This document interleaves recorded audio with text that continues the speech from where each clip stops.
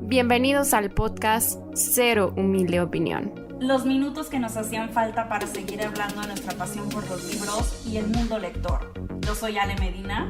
Yo soy Caro Cruz y comenzamos. Hola a todos y bienvenidos a este nuevo episodio del podcast. En el episodio de hoy les vamos a platicar un poco sobre la editorial mexicana llamada Elefanta Editorial. Pero antes de comenzar, Caro amiga, ¿cómo estás? Hola Ale, estoy muy bien. Te cuento que acá en mi ciudad decidimos empezar el verano de una manera bastante inundada y ha estado súper lloviendo y con un clima que es cero que tiene que ver con el verano, pero pues bueno, me tocó soportar. Y estoy emocionada por este episodio que, dicho sea de paso, queremos hacer una especie de serie con editoriales independientes porque nos parece que vale la pena un poco diversificar lecturas, conocer otras propuestas y otros enfoques más allá de lo súper comercial o popular. Entonces decidimos empezar con esta editorial que de una u otra manera ya conocemos y que ha ido tomando auge con el paso de los años, pero pues bueno, vamos a conocer un poco sobre su historia y un par de datos para que vean qué catálogo y qué propuestas tiene y también sobre nuestra experiencia leyendo sus libros. Ya saben, siempre nuestra Cero Humilde Opinión al final, ¿no? Buscando información sobre la editorial, pues encontramos su website, el cual les recomiendo mucho que entren, está súper padre la página y tienen una explicación muy breve sobre lo que es Elefanta y dice así: Elefanta es una editorial mexicana abocada a los libros de ensayo, narrativa, arte, poesía y divulgación. Su nombre hace ilusión al viento elefanta, que con su entrada clausura el monzón y da fertilidad al territorio que sobrevuela. Los vientos son constantes pero sutiles y han vinculado al mundo. Lo hicieron cuando conectaron los continentes impulsando las velas de los aventureros que lo exploraron. Ese es el Elefanta. Fue fundada en 2011 por el mexicano Emiliano Becerril Silva, buscando traer voces de países africanos, del Caribe, Brasil, México, entre algunos otros. Lo valioso de estas publicaciones es que permiten ver similitudes y diferencias en las obras de escritores provenientes de otros países colonizados, además de estrechar lazos entre ellos. En una entrevista, el fundador cuenta que nació la idea después de explorar textos en portugués que no estaban disponibles en español tras él estar viviendo un tiempo en Brasil. Y algo relevante e importante para su lectura es que trata de que las traducciones al español sean por traductores latinoamericanos, lo cual me gustaría detenernos a destacar porque muchas veces esas traducciones que vienen adaptadas de otros países, pues también tienen como algunos modismos o cosas muy específicas que a lo mejor no nos acercan tanto al texto o a la lectura, y al estar adaptados pues de este lado un poco hace que sea más familiar la lectura. Sí, lo siento como un poco más a la medida, ¿no? Eso me pareció bastante interesante. Actualmente el catálogo cuenta con 5 colecciones: narrativa, poesía, no ficción, imagen e infantil juvenil, que por ahí en una entrevista que estuve por ahí escuchando, decía que infantil juvenil lo querían convertir como a elefantita, o sea, estaban pensando que fuera como elefantita, y me parece que estaría increíble, me encantaría tener como que ese sello dentro de elefanta como elefantita, pero pues al parecer sigue siendo infantil juvenil. Dentro de su colección de narrativa, que creo que es la más amplia que tienen, presentan por ahí o tienen actualmente 62 libros de diferentes escritores, desde Maris Condé, Mía Cauto, Elaine Vilar Madruga, Elisa Díaz Castelo, entre muchísimos otros. Las portadas de esta colección son las que han distinguido mucho a la editorial, creo que es la que más nos hace pensar que es de esa editorial esta colección. Usualmente las portadas son compuestas por diferentes ilustraciones en colores vivos y con contraste, y de hecho también encontrando por ahí información sobre la editorial, el fundador cuenta que la mayoría de estas ilustraciones son hechas por ilustradores también latinoamericanos, que creo que va como respetando mucho esa parte de su branding, ¿no? Luego, en el catálogo de poesía, cuenta por ahí con 28 títulos actualmente, dentro de los cuales podemos encontrar a Elisa Díaz Castelo, Eva Castañeda, Eduardo Milán, entre otros. De no ficción, en su página encontramos que actualmente tienen 8 libros de diferentes autores como Margaret Atwood, Mia Couto, Marcus Rosenlaund, Sebastián Tonda, entre algunos otros. Un libro que yo diría que podemos destacar es Blancos Móviles, que es una especie de ensayo de Margaret Atwood, la autora canadiense, que a la vez también se convierte en una autobiografía atravesada por los libros, porque va reflexionando en su formación como escritora y sus influencias literarias a lo largo de su vida y en diferentes momentos importantes. Mientras que en la colección llamada Imagen tienen 6 libros, dentro de los cuales encontramos una interpretación de Los Tres Mosqueteros, un diccionario gastronómico de hongos mexicanos y un álbum de plantas prohibidas. Y finalmente la lectura infantil juvenil, que cuenta con 6 títulos.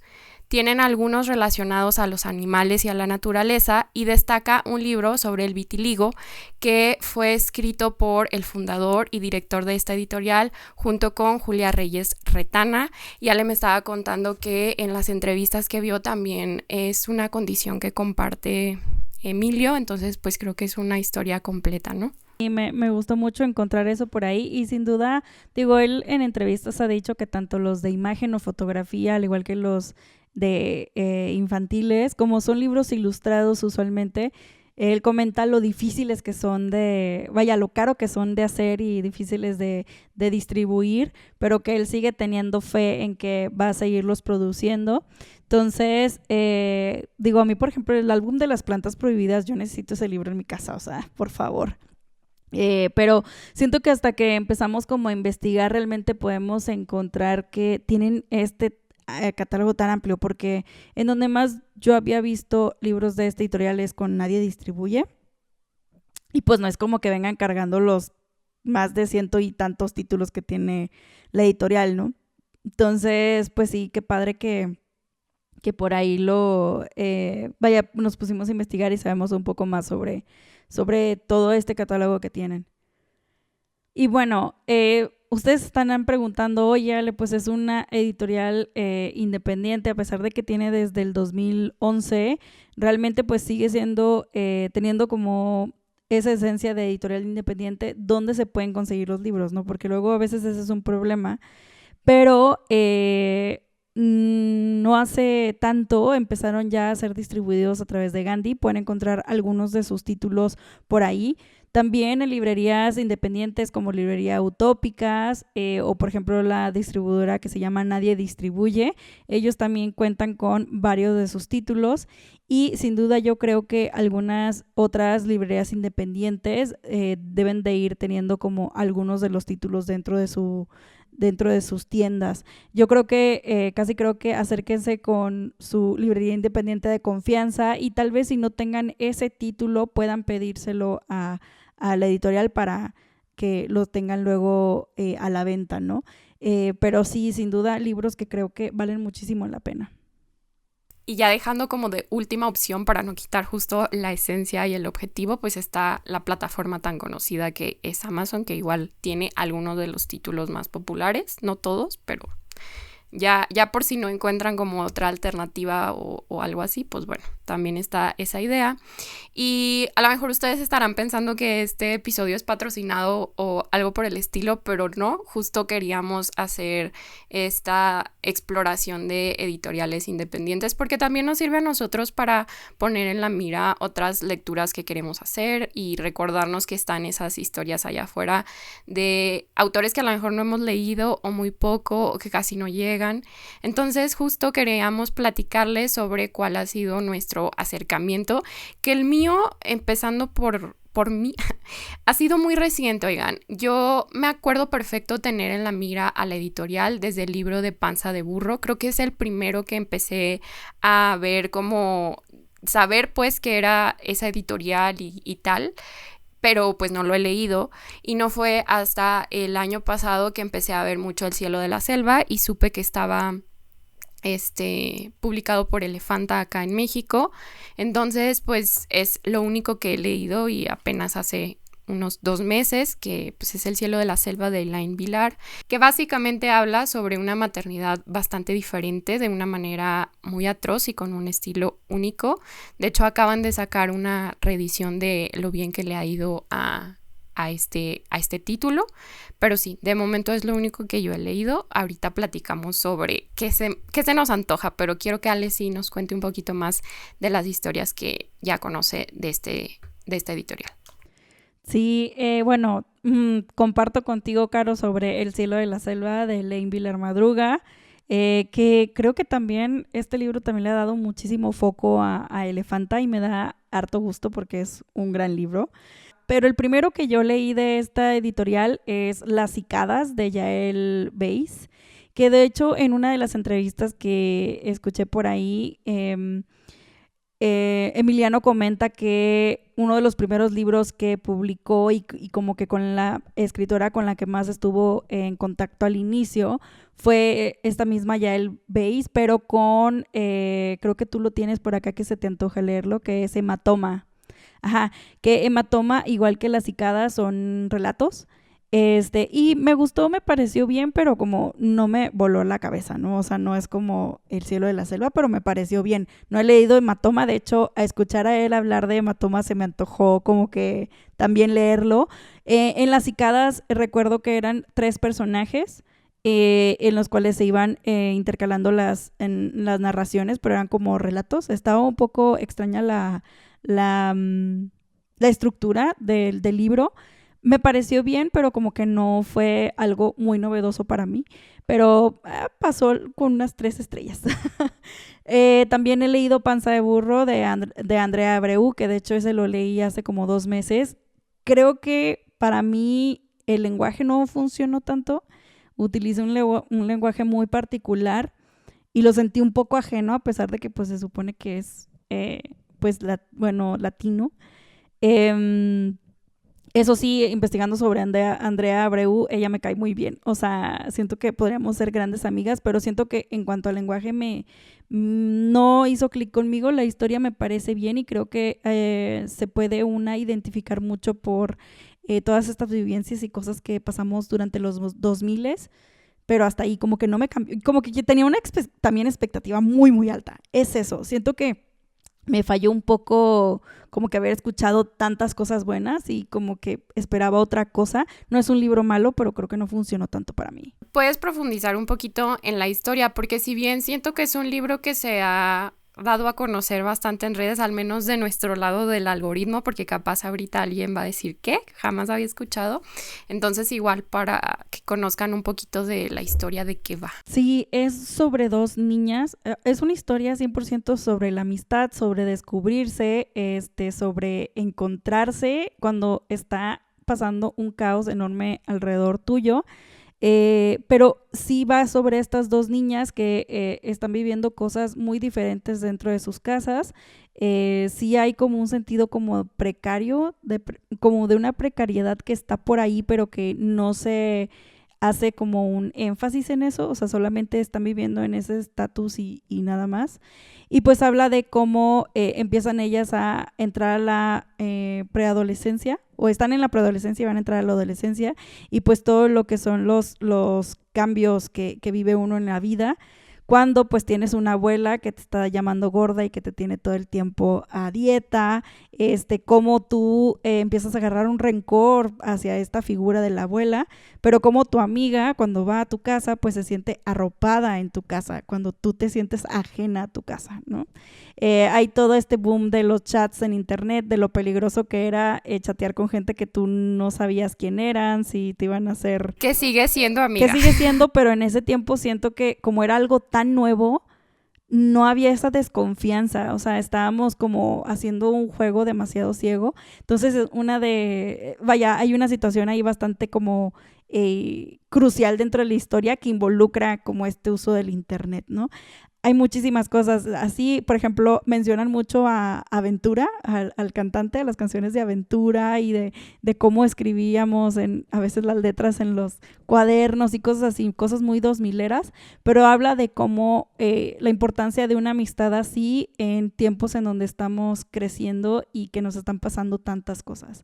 Obviamente con un lenguaje muy particular del área, creo que si mal no recuerdo es en España, en donde sí, en las Canarias, en las Islas Canarias. Entonces también se expresan de formas, pues obviamente ella respetando cómo hablan ahí y como que a mí eso fue lo que me desconectó. Como que de repente entendía, de repente no entendía, buscaba muchas palabras, pero la verdad es que sí me encontré perdida en mucho y me desconectaba mucho de la historia a pesar de que estaban pasando muchas cosas. Que estoy tratando como darle vuelta al spoiler, porque es un libro muy, muy breve también.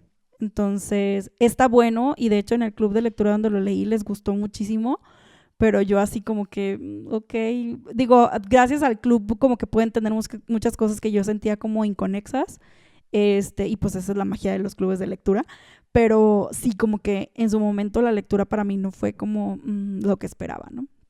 Pero es como una lectura bastante diferente en lo que puedo yo decir, no sé si es una lectura bastante diferente y que a lo mejor si estás como en un mood como de una historia como rompedora y de la amistad y todo eso, a lo mejor pues puede funcionar, ¿no? Sí.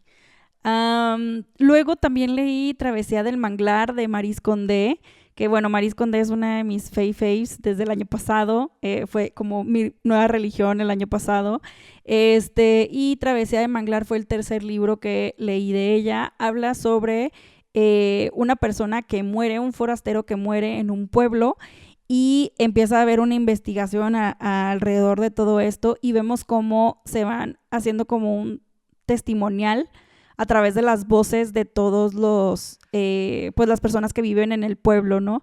Está padre, pero hubo un momento en que lo sentí repetitivo porque mucha gente te platicaba lo mismo, pero luego estaba como el chiste está en encontrar las diferencias en los relatos de cada uno, ¿no?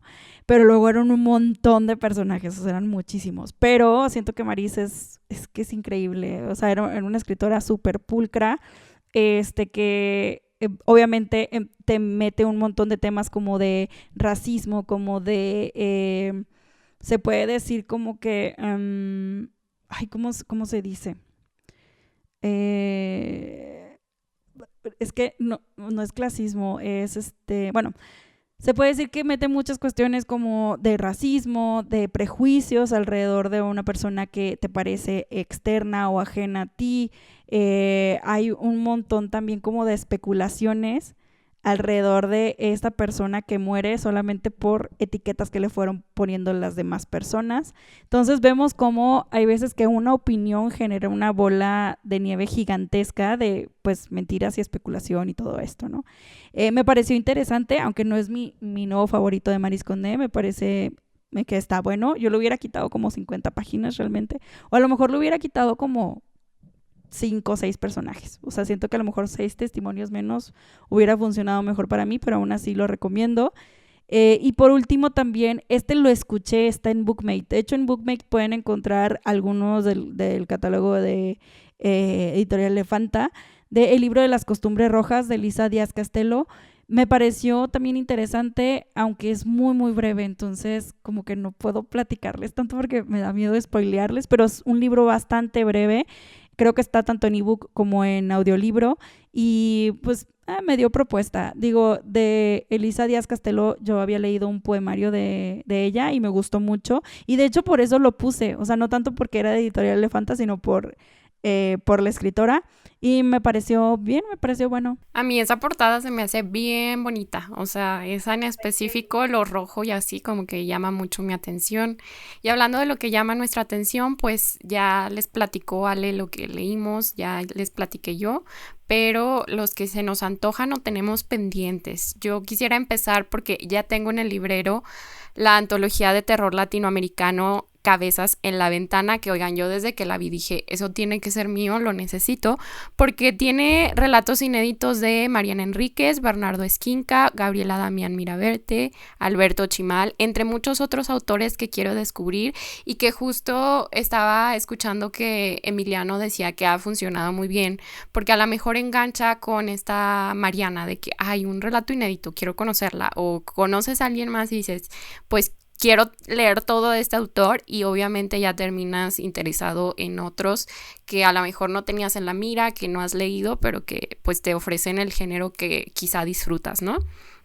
El que mencionaba ahorita Ale, de Travesía del Manglar, de Maryse Condé, simplemente porque no he leído nada de la autora y porque me suena dark, entonces como que digo, me dan ganas. Aparte la portada está bellísima, y en general siento que los que mencionó Ale sí llaman mi atención porque de alguna manera son los que más he estado viendo, pero también hay un par más que revisando el catálogo sé que llaman así, de que digo, los quiero leer y serían los siguientes que comprara.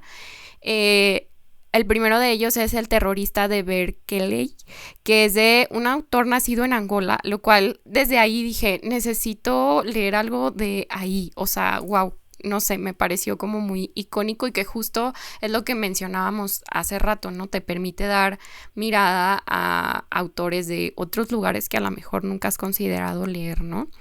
El autor es conocido como Pepe Tela, y en este libro está como esta ficción especulativa, pero también dicen que es humorística, entonces pues no sé, tendría que leerlo para decirles yo en qué lo clasificaría, pero nos cuenta la historia del protagonista que se acompaña de un amigo virtual y que termina llamando la atención de la inteligencia cibernética estadounidense. No sé qué hace que justo volteen a verlo, y la parte esta que mencionan de que está como con humor y como con esta vibra muy relajada también llama mi atención. Y por último mencionaría así de forma como también haciendo hincapié a Hematoma, de la autora mexicana Yael Weiss, que es un libro de relatos que abordan lo extraño y grotesco, pero desde la cotidianidad y de esas cosas que pueden suceder en el día a día.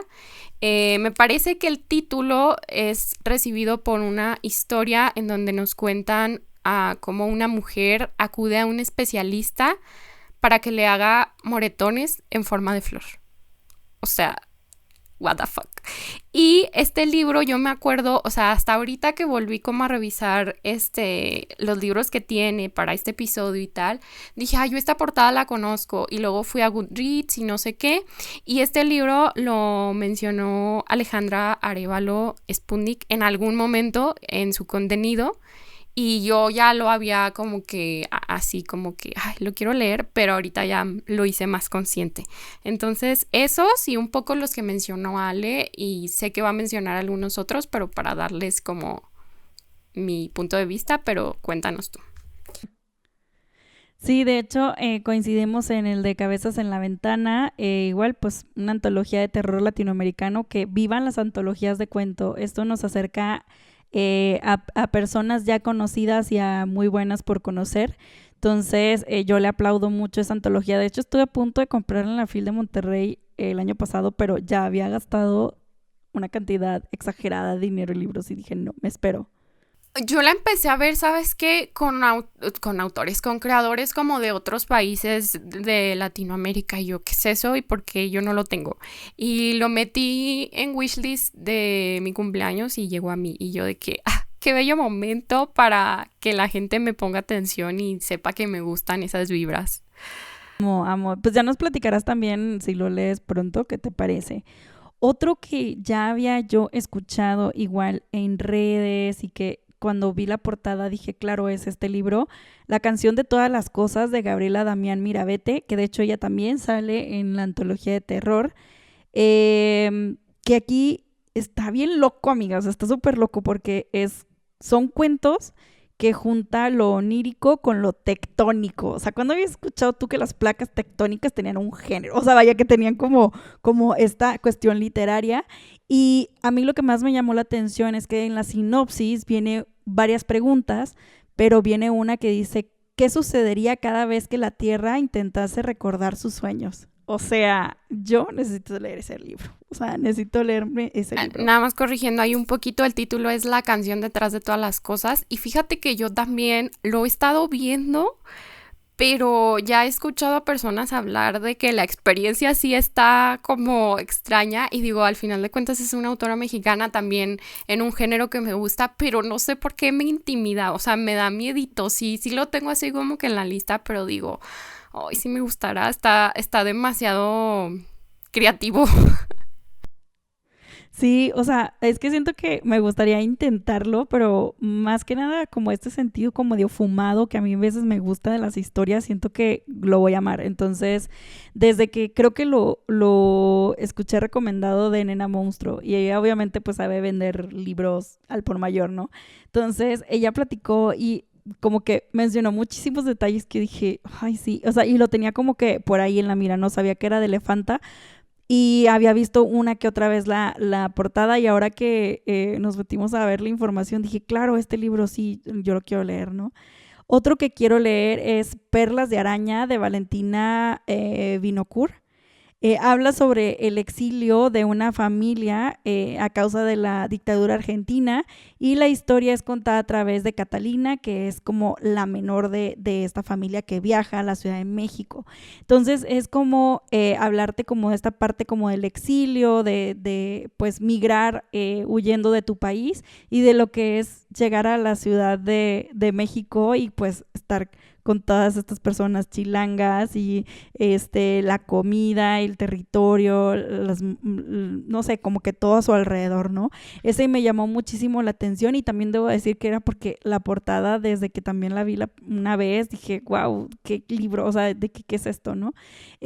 Últimamente me ha interesado muchísimo las historias sobre la dictadura argentina, entonces como que también me llama la atención como una novela que parte de ahí, ¿no? O sea, que gracias a a la dictadura empieza esta novela y pues estas personas salen de su país por esto. Entonces, como que me llama bastante la atención, aparte la portada está increíble. La verdad creo que yéndonos como a términos generales tiene propuesta para todos los gustos, ¿no? O sea, desde una zona más de confort de cosas o géneros que a lo mejor identificamos hasta ideas como más alocadas que a lo mejor están fuera del radar. Y yo creo que escucharon mucho en este episodio que hablamos de su diseño editorial, pero está muy bien cuidado y siento que también es un factor muy importante y que a lo mejor vamos a seguir repitiendo si hacemos esta serie de episodios, porque justo al ser editoriales chiquitas o independientes buscan que de alguna manera destaque el trabajo que están haciendo y pues a veces lo principal antes de todo es el título y el diseño, que te llame la atención, que te quieras acercar, que digas, ay, ¿qué es esto? Y ya con base a eso, pues bueno, a lo mejor hacer el trabajo de convencimiento, la labor de convencimiento. Entonces sí, vamos a estarles compartiendo yo creo que portadas o así como un poquito más lo visual para que a ustedes también les conquiste, pero yo creo que ya tienen al menos un libro, yo digo que sí se llevan, ¿no? O sea, un libro que digan, ay, me llama la atención, es para mí. Sí, sin duda también creo que El cielo de la selva también ha sido como un boost a la editorial y creo que ya no sé ni cuántas ediciones, reimpresiones llevan, o sea, pero sí ha estado bastante en la mira. Entonces, si les gustó El cielo de la selva, pues creo que pueden encontrar otros libros similares o que les dan una propuesta literaria, ¿no? Y fíjate que yo, para ahondar nada más un poquito sobre lo de las portadas, hace poco en Cháchara Literaria, igual con Nena Monstruo y Gina Jaramillo, hablaban sobre toda esta revolución de las portadas en Estados Unidos y de cómo ellos tuvieron que reinventar como esta parte del libro al ver como que cuando entró el Kindle, de que cómo la gente estaba empezando a comprar más cuestiones como sí, electrónicas y que dejaban el libro en papel de un lado y de cómo ellos empezaron a reinventar toda la parte de las portadas para regresar a que la gente comprara el libro objeto, solo porque era muy bello, ¿no? Entonces aquí creo que pues sí es parte del marketing, tener no solamente portadas muy llamativas, sino que tengan como un estilo, ya sea a través de la fuente, de los colores, el tamaño de los libros, el tipo del papel que tienen las páginas,